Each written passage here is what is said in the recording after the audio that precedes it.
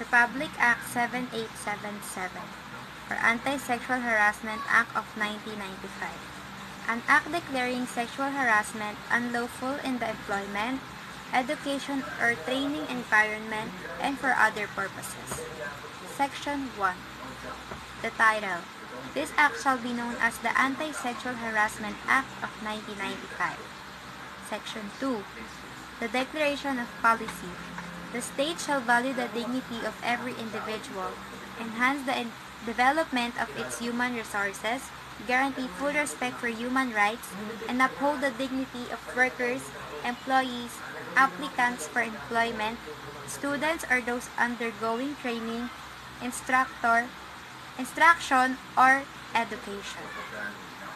Section 3.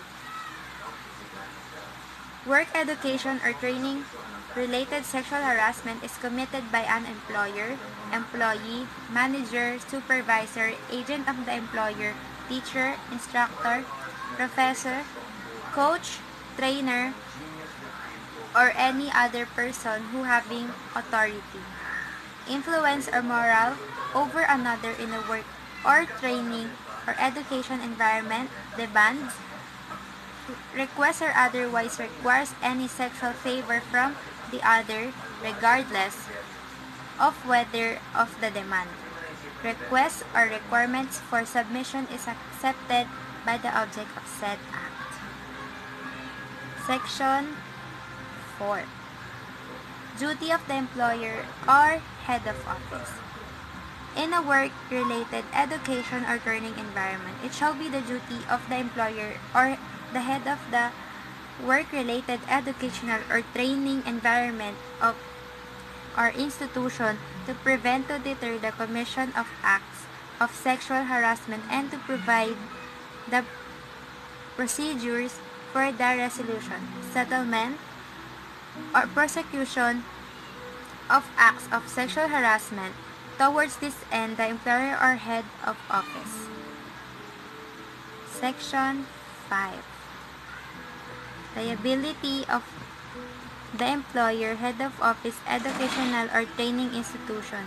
The employer or head of office, educational or training institution shall be solidarily liable for damages arising from the acts of sexual harassment committed by the employment. Section 6. Independent action for damages. Nothing in this act shall preclude the victim of work, education, or training-related sexual harassment from instituting a separate and independent action for damages and other affirmative relief. Penalties. Any person who violates the provision of this act shall upon conviction be penalized by imprisonment of not less than 1 month nor than more than 6 months, or a fine of not less 10,000 pesos nor more than 20,000 pesos, or both such fine and imprisonment at the direction of the court. Section 8. Separability clause. If any portion of this act is declared void, the remaining portion hereof shall not be affected by such declaration. Section 9.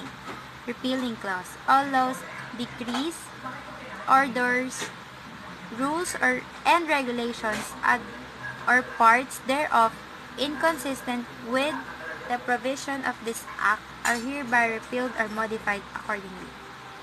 Section 10. The last.